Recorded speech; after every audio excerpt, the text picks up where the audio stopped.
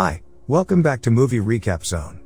Today, I'm going to explain a romantic comedy film from 2011 titled, What's Your Number? Spoilers ahead. Watch out and take care.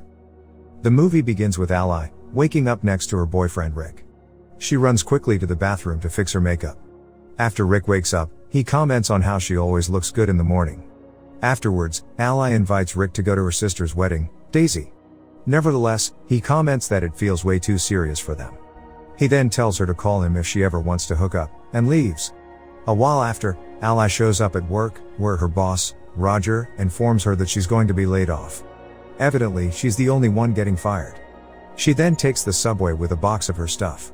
When she goes through a magazine, she finds that the average number of lovers women have in their lives is 10.5 men. So, she decides to write down a list of all the men she slept with. The following day, Ally goes to Daisy's rehearsal dinner. When she goes to check up on her, she finds out that her mom's refusing to invite their dad to the wedding.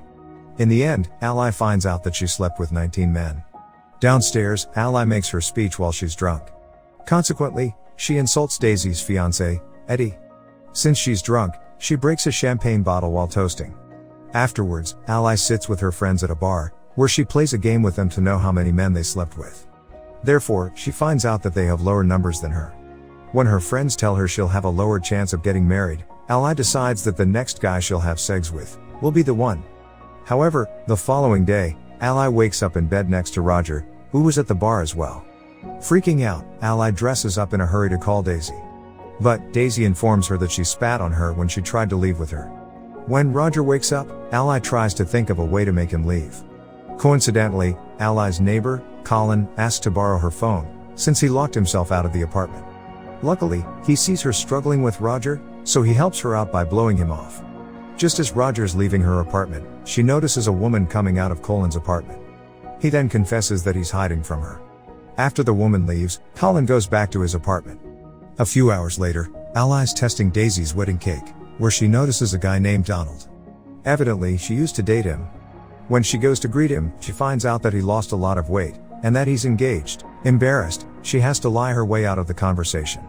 Ally then realizes that maybe more of her exes have gotten better with age. At home, Ally begins searching for her exes. However, she blacks out while she's drinking. When she wakes up, she hears Colin fighting with a woman in his apartment. Suddenly, she decides to ask Colin for help, so she can find her hottest ex. However, he refuses to help her, since he doesn't know why she'd break up with 19 men. As Ally's leaving, she decides to run into his apartment, and force him in her apartment. She then makes a deal with him. If he helps her, she'll help him escape his one-night stands. Evidently, Colin agrees. A few hours later, Ally gives Colin a list of her exes' names. Afterwards, she meets with Daisy to pick out the wedding dress, where she receives a text from Colin, telling her he found one of her exes, Dave. So, she meets Colin in a bar where Dave works as a bartender. Since Dave still has the job he had when he met her, she decides to leave. Outside, Colin asks Ally why won't she sleep with him, and he believes it's because she doesn't want to raise her number. However, she tells him that no decent guy will accept her sexual experiences. The following morning, Ally wakes up to find Colin sleeping on her couch. Since he has a girl over, he's hiding in her apartment until she leaves. He then tells her that he found one of her exes, Evan, but it turns out he's married with kids. Throughout the week, Ally and Colin get to work on finding the rest of them.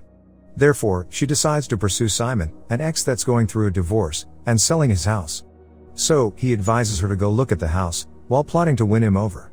However, when she goes there, she finds out she accidentally waltzed in Donald's house. Embarrassed, she tells him she's looking for houses to buy with her fiancé. Therefore, she runs out of the house, with Colin following her from upstairs. Moments later, Ally finds Simon in the house next door.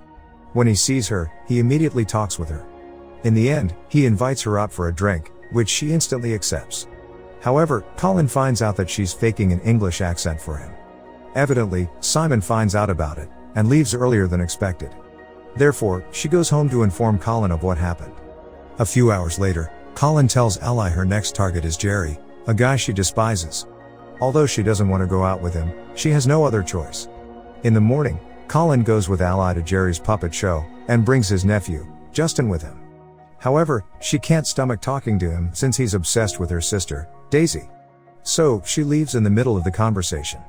A few hours later, Daisy meets with Ally to meet with their mom. Since she wants to inform her that her dad's coming to the wedding, she can't do it alone. When they tell her, she replies that she won't go if their dad's coming. In the end, Ally tells Daisy that she's flying to Miami to meet with Barrett, one of her exes. A few days later, Ally goes to Barrett's office. Since he's a gynecologist, she's trying to get a pap smear.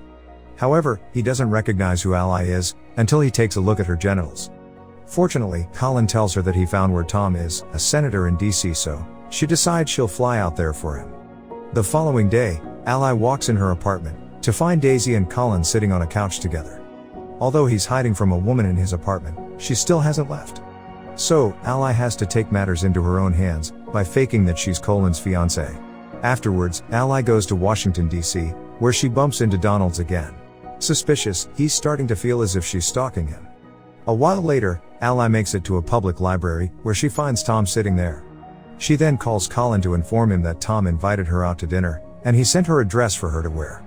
Although Colin feels jealous, he doesn't say anything. At night, Ally joins Tom for dinner. Everything goes perfectly, except for the fact that Tom's gay. Therefore, he wants her to be his beard, since he wants to run for presidency. Heartbroken, Ally decides to go home, only to find Colin surprising her with food and beer. When Ally realizes that she'll go to Daisy's wedding by herself, Colin offers to go with her, which she accepts. A while later, Colin takes Ally to a basketball court, where he used to work at. But, Colin decides to play strip basketball. Coincidentally, one of the security guards hears them and goes to check it out. Luckily, Ally and Colin manages to get out before he catches them. At home, Colin remarks at how he's always losing his shirts to women, but Ally tells him that if he had fewer hookups, he'd get to keep his shirts. So, Colin decides to take back his shirt, where they end up making out. However, Ally tells him that she doesn't want to have sex, and he totally understands. The following morning, Ally wakes up before Colin to get ready, but he's already awake. He then tells her that she looks beautiful, which she takes to heart.